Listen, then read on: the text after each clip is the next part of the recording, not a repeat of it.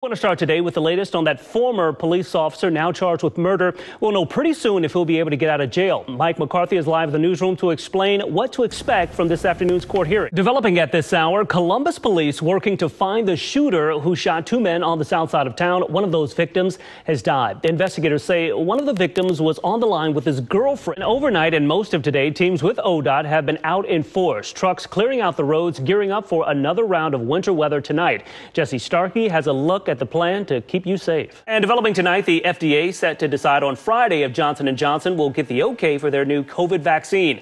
Now, this vaccine is different from the others on the market. As those COVID numbers continue to drop across the state, some major developments tonight for fans of the Jackets. The team is gearing up to let fans back into the stands, the state giving the okay to allow some fans into Nationwide Arena.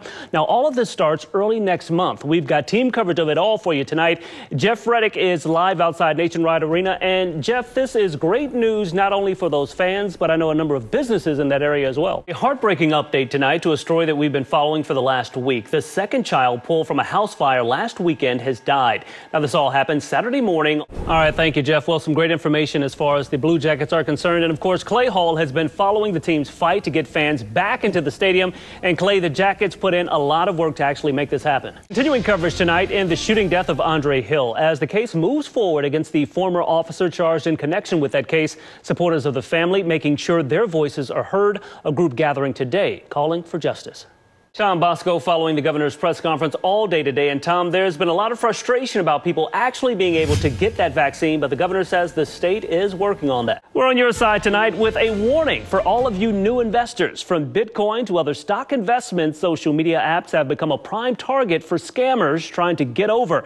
We've got some important information tonight that can potentially keep you from getting ripped off. Developing at this hour, Columbus investigators still trying to figure out what sparked a massive fire at a Northside home this morning. That fire gutted that home. Two kids were hurt in the process. Jesse Starkey following the very latest for us tonight. We've had a deadly start to the year here in Columbus. So far, 20 homicides, and the month isn't over yet. Mayor Andrew Ginther admits the city needs a different game plan to address the violence, and he believes it will take the entire community to make it happen.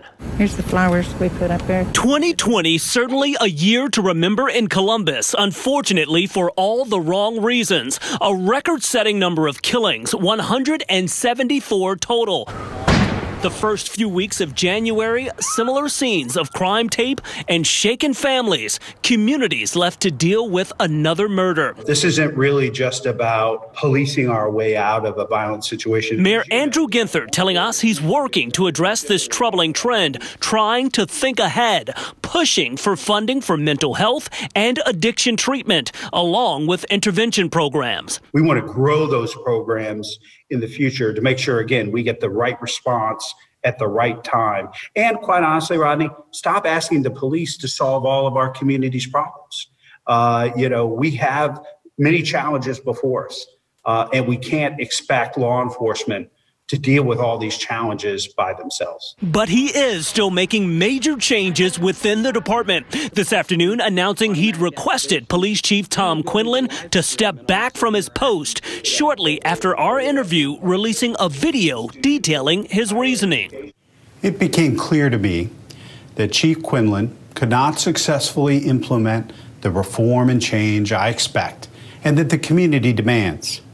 Columbus residents have lost faith in him and in the division's ability to change on its own. Tonight, though, still calling on the community to step up, stressing it will take a citywide approach to ease the violence. Continuing to help share information about what's going on at the community level, but also raising their hands around mentorship and helping us identify maybe young people in a particular neighborhood that you don't know and I don't know, but folks, neighbors of theirs might think they're starting to head down the wrong path. Also a part of that plan, bridging the gap between the community and police. The thought if people trust officers, they would be more likely to speak up if they witness a crime. All of these measures are an effort to ensure 2021 is not a repeat of last year. Rodney Dunigan, ABC 6 News. The pandemic has forced many local businesses to use a bit of creativity to bring in customers and much needed profits. Many are also using a bit of teamwork to ensure everyone has a fighting chance to keep their dreams alive. A lot of studying, a lot of work, a lot of preparation, but it was It's been really, really good. Really good. For Tracy Lukemire, these sweet snacks more than simply a tasty treat. This part of a dream of entrepreneurship come true. Oh my gosh. I used to say all the time, I get heart palpitations when it was time to open.